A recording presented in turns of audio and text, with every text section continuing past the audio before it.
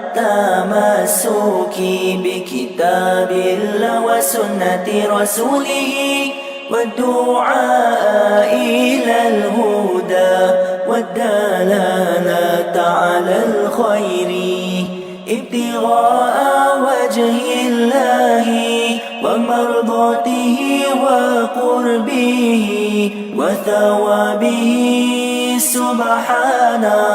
سبحانه وتعالى. نويت التعلم والتعليم والتذكر والتذكير والنفع والانتفاع والإفادة والاستفادة والحث على التمسك بكتاب الله وسنة رسوله والدعاء إلى الهدى والدلالة على الخير ابتغاء وجه الله ومرضاته وقربه وثوابه سبحانه وتعالى. نويت التعلم والتعليم والتذكر والتذكير والنفع والانتفاع والإفادة والاستفادة والحث على التمسك بكتاب الله وسنة رسوله والدعاء إلى الهدى والدلالة على الخير ابتغاء وجه الله ومرضاته وقربه وثوابه سبحانه وتعالى. نويت التعلم والتعليم والتذكر والتذكير والنفع والانتفاع والإفادة والاستفادة والحث على التمسك بكتاب الله وسنة رسوله والدعاء إلى الهدى والدلالة على الخير ابتغاء وجه الله ومرضاته وقربه وثوابه سبحانه وتعالى.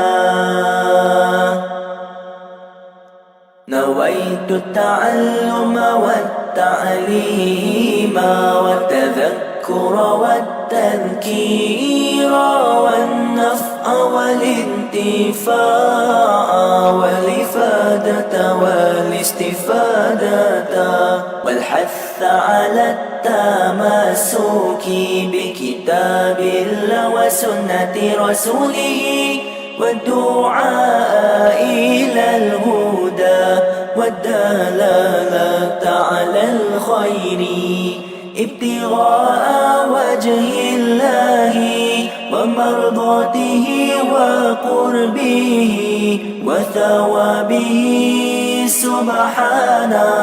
سبحانه وتعالى. نويت التعلم والتعليم والتذكر والتذكير والنفع والانتفاع والإفادة والاستفادة والحث على التمسك بكتاب الله. أعوذ بالله من الشيطان الرجيم. بسم الله الرحمن الرحيم. الحمد لله رب العالمين وبه نستعين على أمور الدنيا والدين. والصلاة والسلام على سيدنا ومولانا محمد أشرف الأنبياء والمرسلين وعلى آله وصحبه أجمعين. سبحانك لا علم لنا إلا ما علمتنا إنك أنت العليم الحكيم. رب اشرح لي صدري ويسر لي أمري واحلل عقدة من لساني يفقه قولي ولا حول ولا قوة إلا بالله العلي العظيم. أما بعد.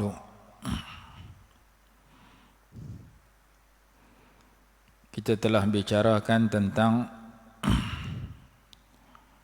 perkara al-maddiyah dan perkara al-ahwa, perkara kebendaan yang dihasilkan daripada kajian di ma'mal biasanya tidak berbeza seperti elektrik di sebuah negara dengan sebuah negara yang lain. Sementara perselisihan yang datang daripada kehendak hawa nafsu manusia akan mendatangkan perpecahan dan kemudaratan. Amma alladhi yadurrukum wa yadurru mujtama'akum fahuwa al-ikhtilafu fil ahwa. Yang memudaratkan kita dan masyarakat apabila berselisihan di sudut kehendak hawa nafsu.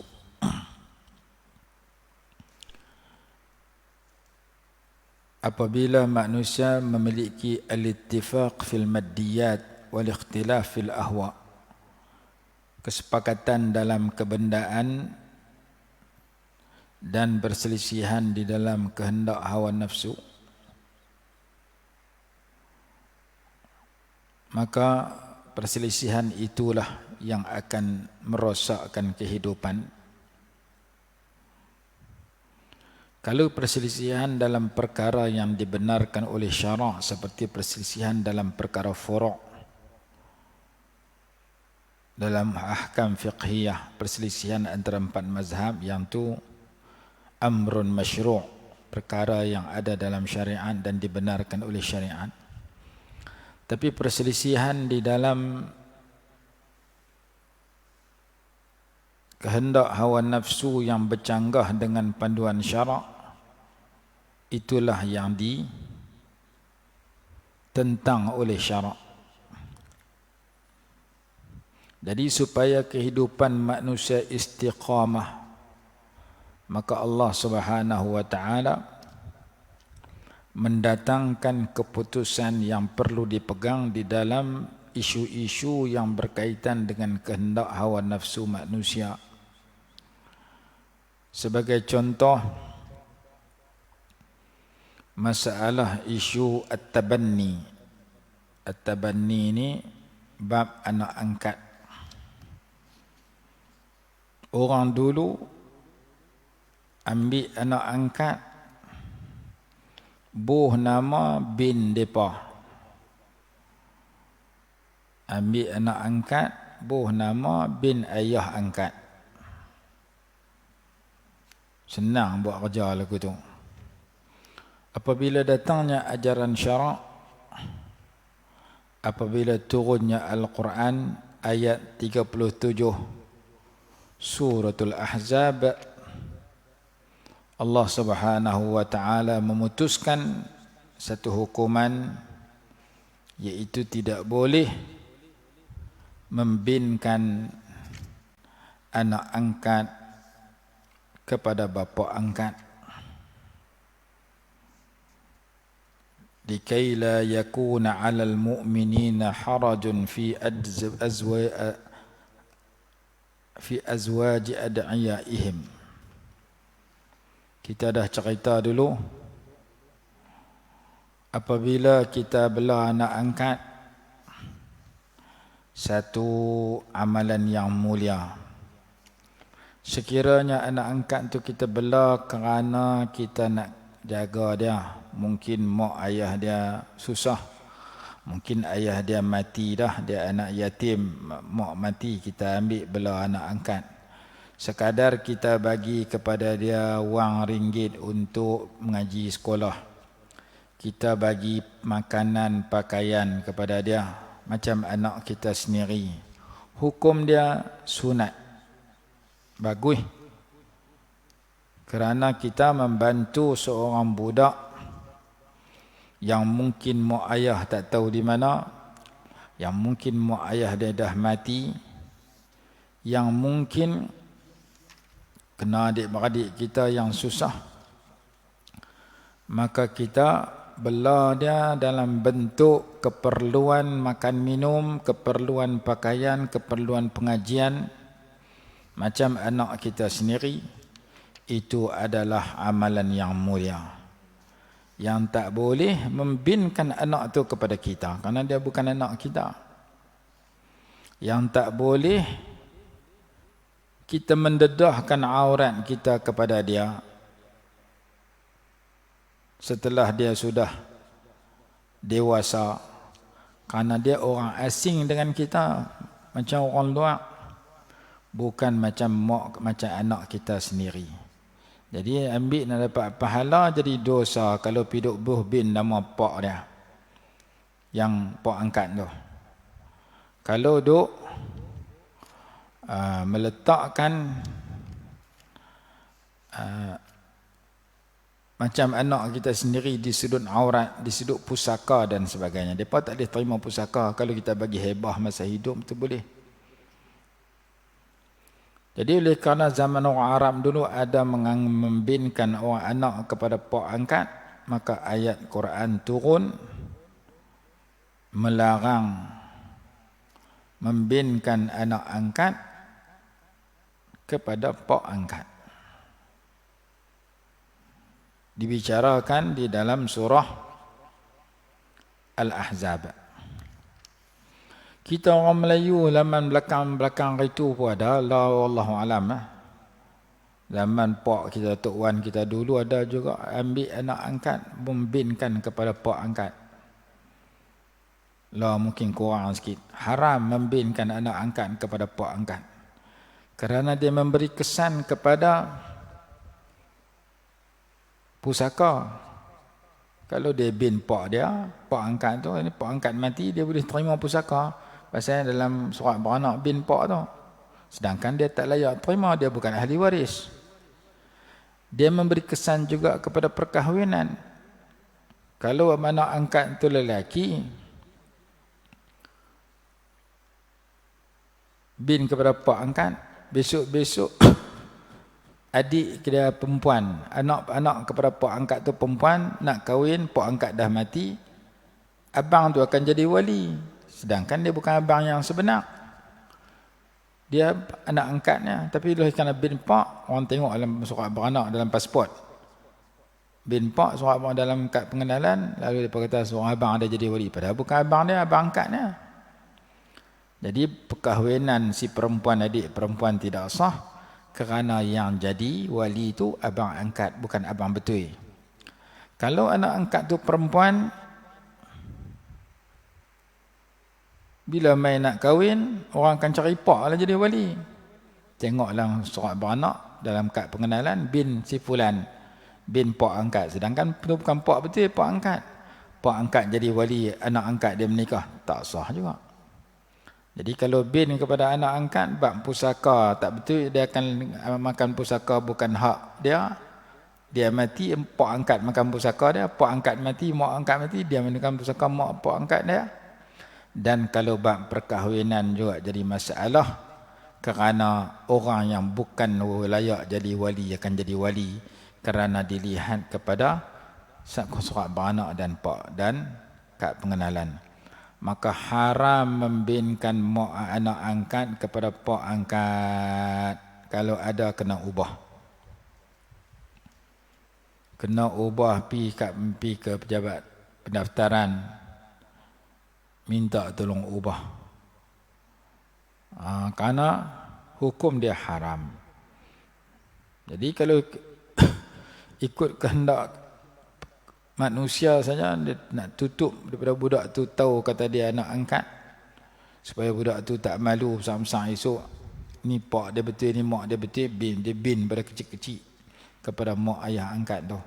Hukumnya haram, tak boleh. Kalau bela tekad nak bagi makan minum seperti anak kita sendiri, nak bagi pengajian macam anak kita sendiri, yang tu bagus, sunat. Tapi bin jangan. Sebagaimana Nabi Yusuf AS menjadi anak angkat.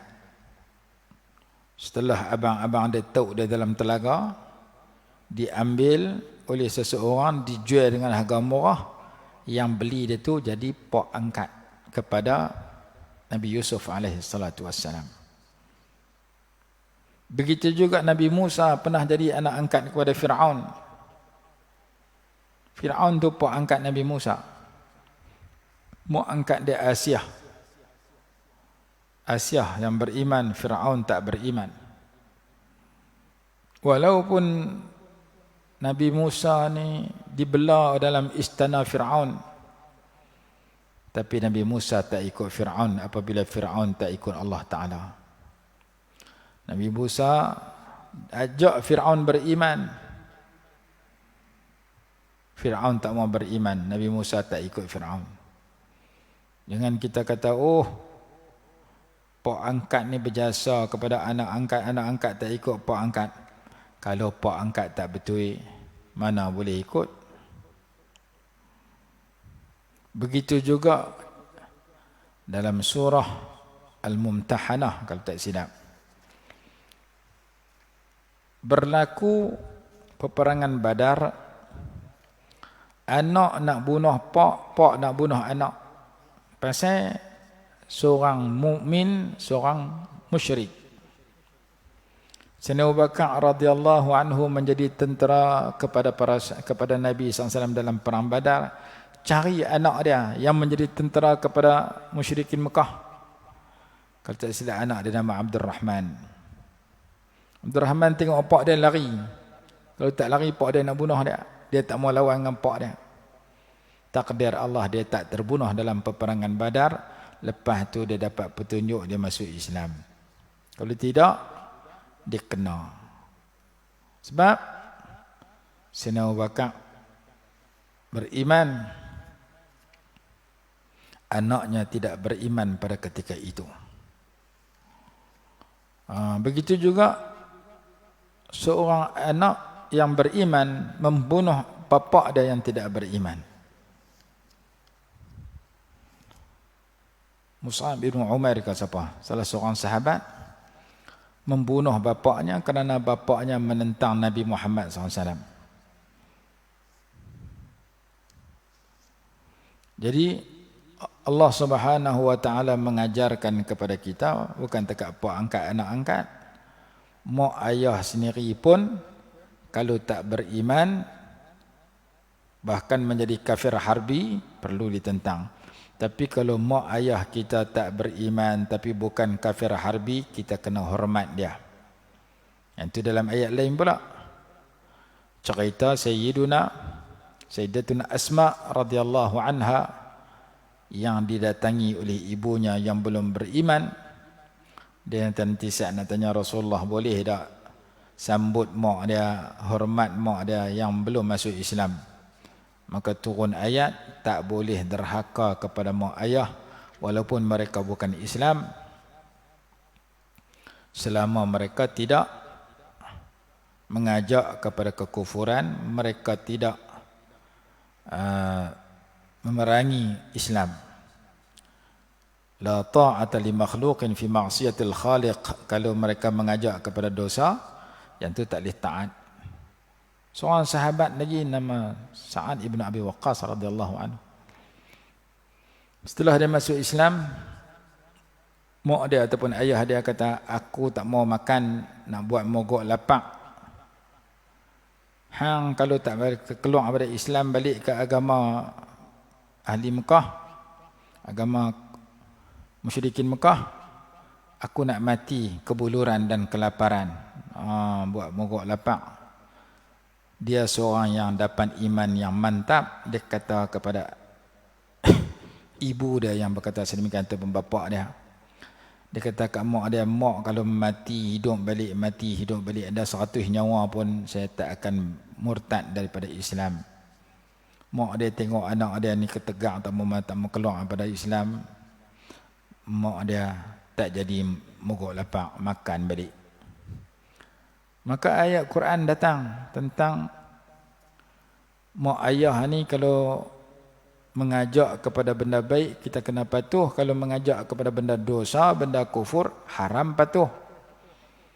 Hadis kata la ta'ata li makhluqin fi ma'siyatil khaliq. Tidak boleh taat kepada makhluk yang mengajar kepada derhaka kepada pencipta makhluk. Tu kalau mak ayah dengan anak, suami isteri pun sama. Bini nak semayang maghrib, laki kita tak payah semayang maghrib, malam ni kita pergi pasal malam tu. Maghrib jamak dengan isya ni. Haram bini taat kepada laki yang ajak suruh tuang semayang maghrib.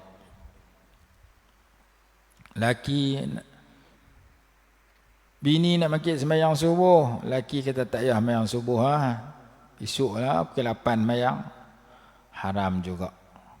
Jadi haram mentaati makhluk yang mengajak kepada derhaka kepada pencipta makhluk. Itu hadis sebut sedemikian. La ta'ata li makhluqin fi ma'siyatil khaliq. Tidak boleh mentaati makhluk pada melakukan maksiat kepada pencipta makhluk. Jadi ada ayat Quran cerita tentang bukan surah Mumtahanah saya sebut tadi. Surah Al-Mujadalah ayat terakhir.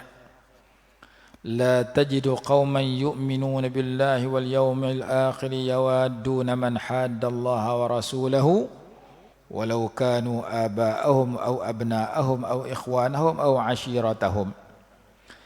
Kamu tidak akan melihat suatu kaum yang beriman kepada Allah dan hari akhirat mencintai orang yang menentang Allah dan Rasulnya, sekalipun orang itu bapa mereka atau anak mereka atau adik atau abang adik mereka atau keluarga mereka, saudara mara mereka atau keluarga ni Pak. Adik-beradik kita tak semayang, kita tak boleh suka perbuatan dia tak semayang, kita kena ajak dia semayang. Nak ajak pun dia tak mau dengar, kita doa supaya Allah bagi taufik hidayah untuk dia semayang. Suka ke orang tak semayang, suka kepada perbuatan dia tak semayang, tak boleh. Kita kena ajak dia semayang. Jadi ayat 22, ayat terakhir dalam surah Al-Mujadalah cerita orang yang menentang Allah dan Rasul, walaupun pak sendiri, anak sendiri, tak boleh kita kasih. Jadi di kisah ayat ni cerita perang Badar tadi. Sayyidina Abu Bakar cari anak dia yang nak bunuh. Begitu juga seorang sahabat bunuh pak dia. Sahabat tu beriman, pak dia tentera Badar, tentera kafir. Kalau tak silap nama Mus'ab bin Umair yang terbunuh dalam peperangan Uhud. Dia dengan pak dia. Pak dia Umar kafir, dia Mus'ab beriman. Jadi Nabi Musa dengan Fir'aun anak angkat dengan pak angkat. Pak angkat bela dia. Kalau zaman lah ni orang kata hang mengaji dapat beasiswa, jangan duk lawan orang bagi beasiswa kepada kamu. Bukan lawan, kalau betul setuju, tak betul tak setuju. Sebagaimana Nabi Musa dengan Fir'aun. Nabi Musa dibela dalam istana Fir'aun. Tapi bila Fir'aun tak betul, Nabi Musa ajak betul. Fahal laka ila an tazakka wa ahdiyaka ila rabbika fatakhsha. Nabi Musa seru dengan lemah lembut. Allah suruh sedemikian. Izhaba ila fir'auna innahu tagha faqula lahu qawlan layyinan la'allahu yatadhakkaru aw yakhsha. Idhaba ila fir'auna, pergilah kamu berdua wahai Musa dan Harun kepada Fir'aun. Innahu tagha, sesungguhnya Fir'aun itu melampaui batas. faqula lahu qawlan layyinan, maka berkatalah oleh kamu berdua kepada Fir'aun dengan kata-kata yang lembut. La'allahu yatadhakkaru aw yakhsha, boleh jadi dia ambil pengajaran atau jadi orang yang takut kepada Allah Ta'ala. Jadi Quran kata dakwah cara elok, ajak cara lemah lembut kat Fir'aun. Kut-kut kamu ajak cara lemah lembut itu, dia dapat manfaat dan menjadi orang yang takut kepada Allah. Ajak cara elok pun dia tak pakai, bahkan dia nak bunuh Nabi Musa, nak bunuh Fir'aun, nak bunuh Bani Israel. Akhirnya dia yang terbunuh dalam laut ketika Allah datangkan pertolongan kepada Nabi Musa AS pada ketika itu. Jadi isu anak mengambil anak angkat bela anak orang untuk kita, macam anak kita sendiri ambil bulan rumah kita, silakan boleh. Nak bagi makan, bagi pakaian, bagi pengajian, silakan. Ada orang tak ambil bola rumah dia, tapi dia bantu dalam bentuk lama-lama sekali. Mungkin anak menakan dia, mungkin anak jiran dia yang kematian bapa ataupun kematian mak ayah mati nak pergi mengaji tak ada duit, kita bagi sebulan sekian puluh ringgit untuk yuran sekolah, kita bagi sekian beras lauk untuk anak-anak tu makan. Yang tu ambil anak angkat dari jarak jauh, kita bantu daripada jarak jauh. Ada yang pergi mengaji di luar negara, duit tak cukup nak belanja, kita hantar. Kita kenal keluarga dia bagus, dia pun bagus, ada potensi nak jadi cemerlang berjaya. Kita jadikan anak angkat dalam bentuk kita bagi duit belanja bulanan. Mungkin dia mengaji hafal Quran sebulan RM150, RM200 kita bagi untuk yuran sekolah. Mungkin dia mengaji di mana-mana tempat pengajian yang ada potensi nak jadi ulama besar, kita hantar duit kat dia. Esok-esok dia jadi ulama mengajak kita tumpang pahala sama. Pasal kita kena pernah bagi kat dia zakat kah, sedekah kah, beda dia guna untuk mengaji masa dia mengaji dulu. Yang tu bantuan seolah-olah macam anak angkat tapi tak duduk dengan kita. Ada yang duduk dengan kita terus macam anak kita, ada tak duduk dengan kita tapi kita bagi. Ni duit bela-beda belanja yuran, ni duit beli baju, ni duit beli Quran, ni duit beli kitab. Selama mana kita bantu seorang budak yang kurang berkemampuan, maka itu dianggap satu sifat yang mulia. Jadi dalam Quran diceritakan ada dua orang Nabi yang menjadi anak angkat. Satu Nabi Yusuf jadi anak angkat kepada Azizu Misra, dan satu lagi Nabi Musa jadi anak angkat kepada Fir'aun. Tapi Nabi Musa walaupun dibela oleh Fir'aun daripada kecil, ambil dalam sungai, tapi Nabi Musa mengajak Fir'aun beriman. Fir'aun tak mau beriman, Nabi Musa tak ikut Fir'aun, tak mempertuhankan Fir'aun, dan Nabi Musa istiqamah, tetap pendirian dalam jalan yang benar. Akhirnya penentang Nabi Musa yang bernama Fir'aun, yang bernama Haman, yang bernama Qarun, yang bernama ahli sihir, semuanya tahu Nabi Musa adalah kekasih dan utusan Allah, di mana Fir'aun mati tak sempat nak bunuh Nabi Musa, Haman pun mati, Qarun pun mati, tapi ahli sihir sempat beriman. Jadi masalah at-tabanni, membinkan anak angkat kepada bapa angkat, diharamkan oleh syarak. Tak boleh kita orang Melayu pun duk pergi ambil anak boh bin pak dia sendiri. Pak angkat mesti kena bin pak dia yang asal, yang original, yang menyebabkan dia dilahirkan. Tak boleh duk kata saat ni budak tu besar malu kat orang kot. Tak, dalam syarak sudah ada. Sayyidina Zaid adalah anak angkat kepada Nabi SAW. Sahabat Nabi SAW banyak, tapi satu-satunya sahabat yang disebut dalam nama dia dalam Quran Zaid ibn Harisah. Dia adalah anak angkat Nabi SAW. Dalam surah Al-Ahzab nama dia disebut. Falamma qada Zaidun watarahu zawwajnakaha. Jadi Zaid ibn Harisah adalah anak angkat kepada Nabi SAW. Setelah dia berpisah dengan isterinya berkahwin dengan Nabi SAW. Allah mengahwinkan Nabi SAW dengan bekas isteri Zaid. Supaya orang tak kata pak angkat ambil anak, isteri anak angkat. Kerana Zaid bukan bin kepada Nabi Muhammad SAW. Zaid anak kepada Harisah. Jadi sahabat ramai, tapi disebut nama secara seorang, secara jelas dalam Quran Zaid. Sahabat lain tak ada nama dalam Quran. Begitu juga negara di dunia ni banyak. Tapi satu-satunya negara yang disebut dalam Quran beberapa kali, negara Mesir. 5 kali sebut dalam Quran. Ihbitu Misra fa inna lakum ma sa'altum. Azizu Misra. Dalam Quran disebut 5 kali. Perkataan Mesir secara pasti satu perkataan.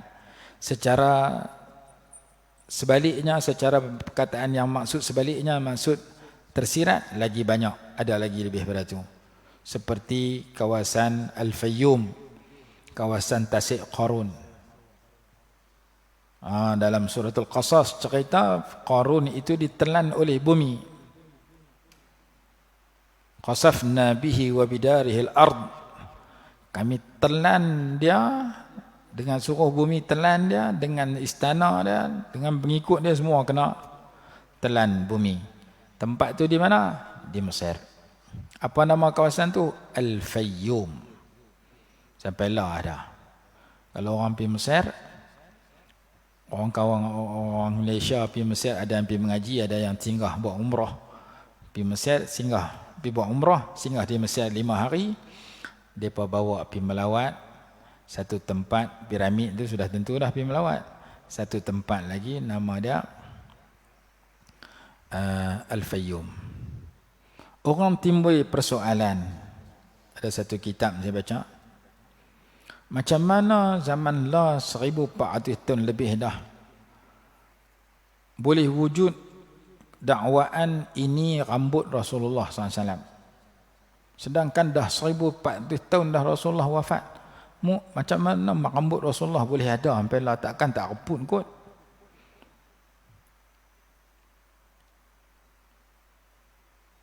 Piramid zaman Fir'aun boleh ada sampai lah. Piramid tu lagi lama daripada zaman Rasulullah. Piramid dibina zaman Fir'aun dulu. Sampai lah ada, tak hancur. Bahkan jasad Fir'aun masih ada lah. فَالْيَوْمَ نُنَجِّيكَ بِبَدَنِكَ لِتَكُونَ لِمَنْ خَلْفَكَ آيَةً.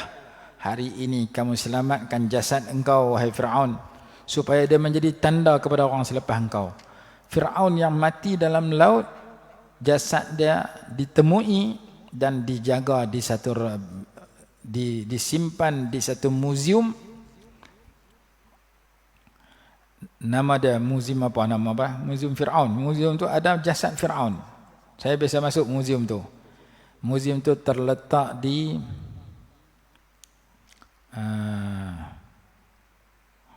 bukan Ramses, satu lagi muhandisin, antara muhandisin, Tahrir, Medan At-Tahrir nama dia. Tahrir tu ada satu muzium. Dalam muzium tu disimpan badan Fir'aun zaman Nabi Musa dulu. Badan Fir'aun tak reput. Allah Ta'ala wujudkan dia sebagai tanda. Ni orang jahat zaman dulu yang lawan Nabi Musa.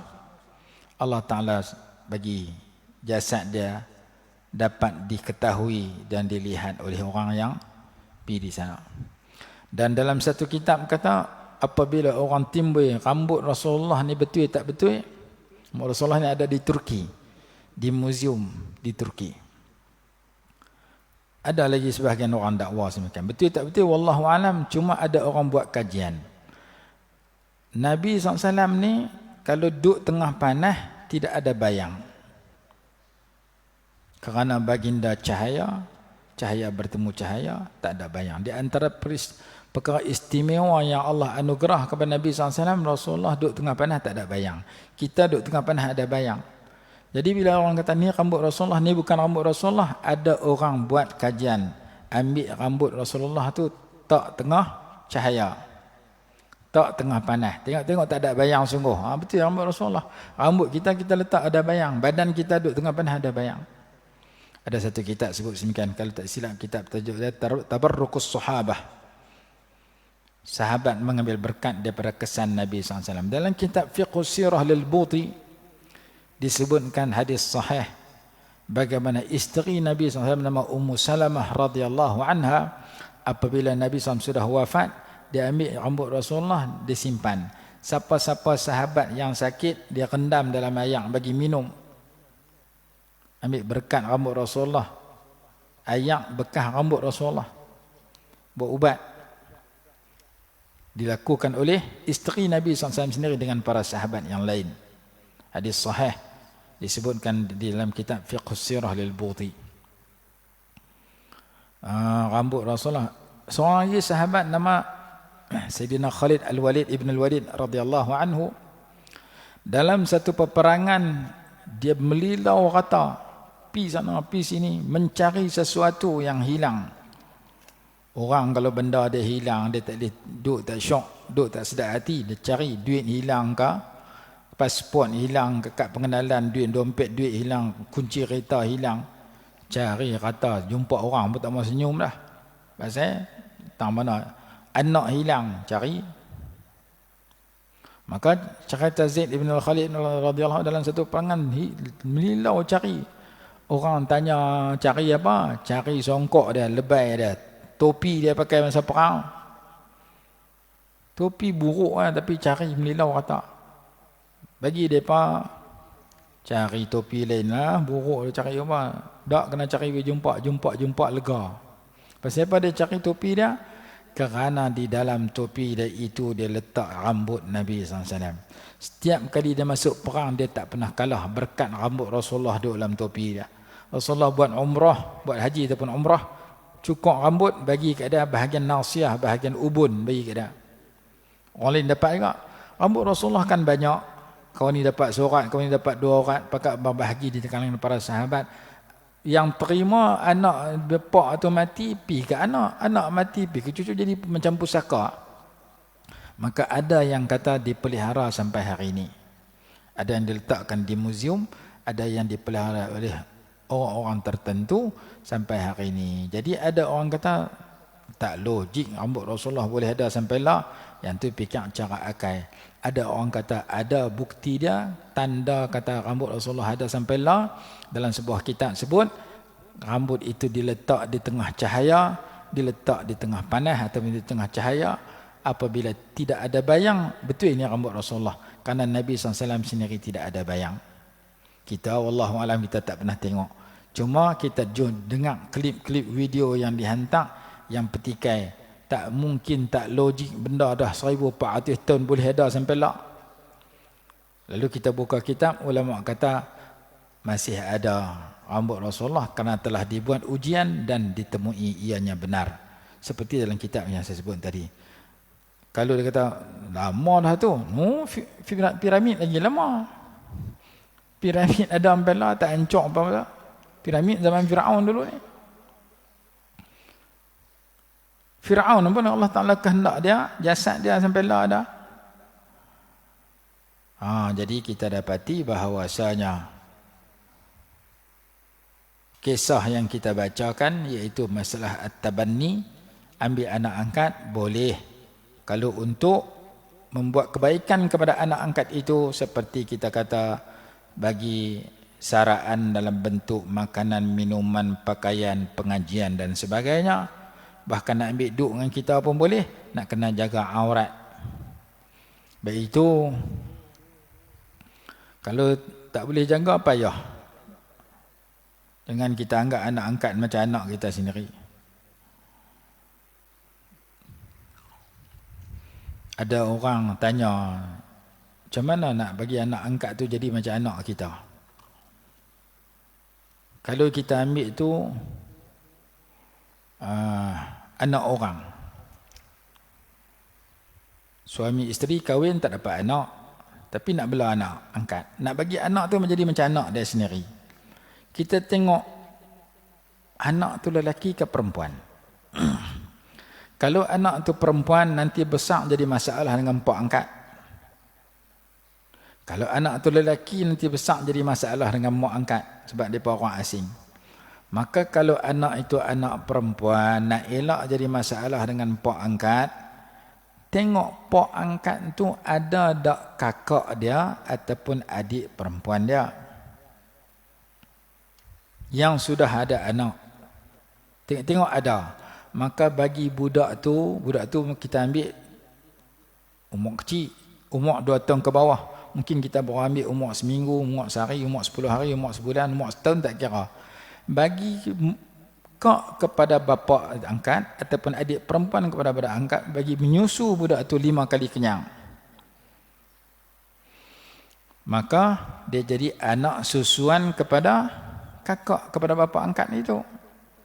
Ataupun anak susuan kepada adik perempuan kepada kakak bapa angkat.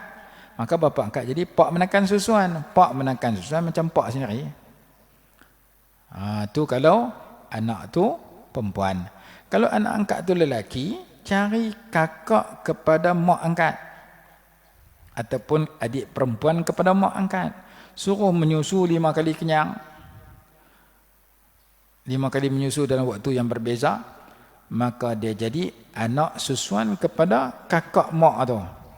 Ataupun anak susuan kepada adik perempuan kakak tu. Maka si kakak yang belah tadi jadi apa? Jadi mak menakan susuan. Macam mak sendiri. Maka jadilah macam anak sendiri. Apabila anak perempuan, anak angkat perempuan itu perempuan, cari kakak kepada pak angkat ataupun adik perempuan kepada pak angkat.